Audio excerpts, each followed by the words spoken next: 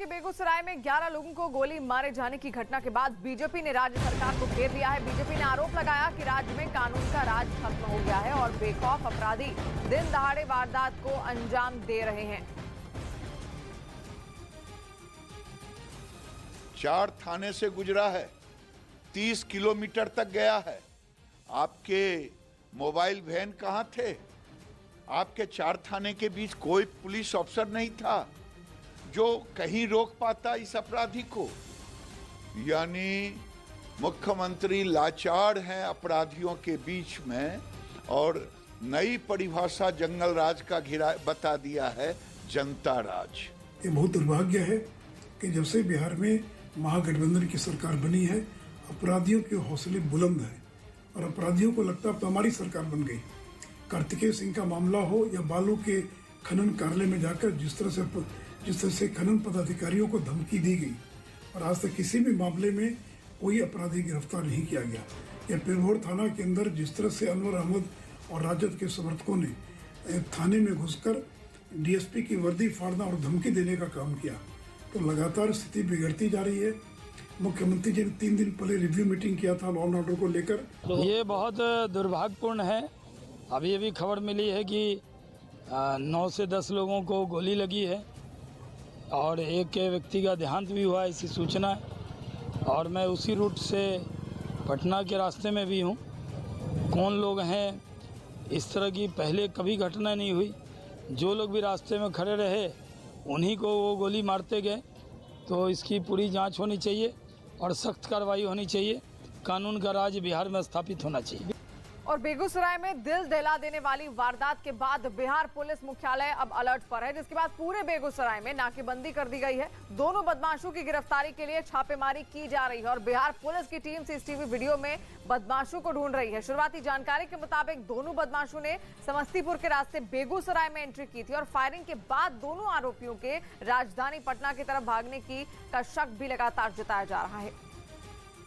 Azerbaijan और Armenia में फिर से जंग छिड़ गई। खबर है कि रात में अजरबैजान ने आर्मेनिया पर हमला कर दिया। आर्मेनिया ने दावा किया कि इस हमले में उसके कई सैनिकों की मौत हुई।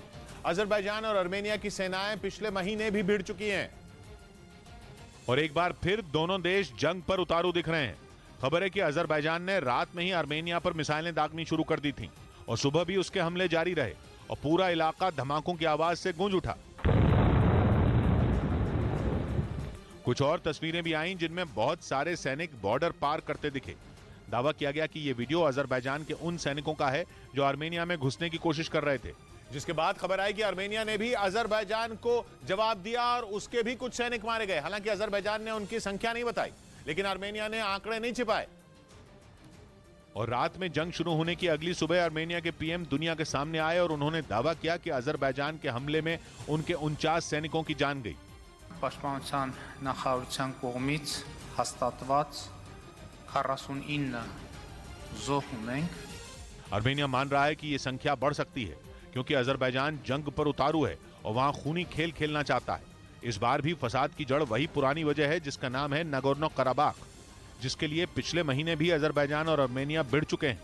और एक बार फिर जमीन के उसी टुकड़े के लिए लड़ाई हो रही है। आर्मेनिया का दावा है कि अजरबैजान ने उस पर ड्रोन के जरिए हमला किया, जिन्होंने बॉर्डर के आसपास के इलाकों में खूब तबाही मचाई। आर्मेनिया ने दावा किया कि जिस ड्रोन से उस पर हमला किया गया वो अजरबैजान को तुर्की ने दिए हैं, जिनका वो लगातार उसके खिलाफ इस्तेमाल कर रहा है। यही नहीं, आर्मेनिया ने इस मामले में रूस और सीएसटीओ की मदद मांगी है। 6 देशों वाले सीएसटीओ का पूरा नाम है the Collective Security Treaty Organization, जिसमें रूस और आर्मेनिया शामिल हैं। ये संगठन सोवियत संघ टूटने के बाद बना था और इसका हिस्सा होने का मतलब मुसीबत के समय रूस सहयोगी देशों का साथ देगा।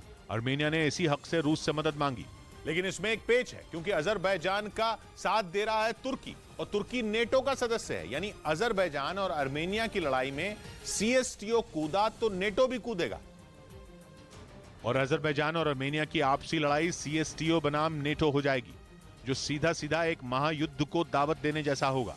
वो युद्ध जिससे बचने के लिए अमेरिका की सेना यूक्रेन में रूस के खिलाफ नहीं लड़ी। लेकिन अजरबैजान और आर्मेनिया जिस तरह से लड़ रहे हैं और इसी की वजह से ये खतरा पूरी दुनिया पर मंडरा रहा है, क्योंकि नगोर्नो कराबाख बोतल का वो जिन है जो 2 साल बाद फिर से बाहर आ गया है। पिछली बार रूस के समझाने पर सीज फायर तो हुआ, लेकिन बात खत्म नहीं हुई। आग सुलगती रही और 2 साल बाद ज्वालामुखी बनकर फट गई, जिसकी चपेट में अब पूरी दुनिया आ सकती है, क्योंकि अगर सीएसटीओ आर्मेनिया के समर्थन में लड़ा तो तुर्की नेटो को बीच में लाएगा और अजरबैजान का साथ देगा, जिसके बाद वो होगा जिसके बारे में कोई सोचना भी नहीं चाहता, क्योंकि यूक्रेन जंग के बाद दुनिया एक और युद्ध के लिए बिल्कुल तैयार नहीं है।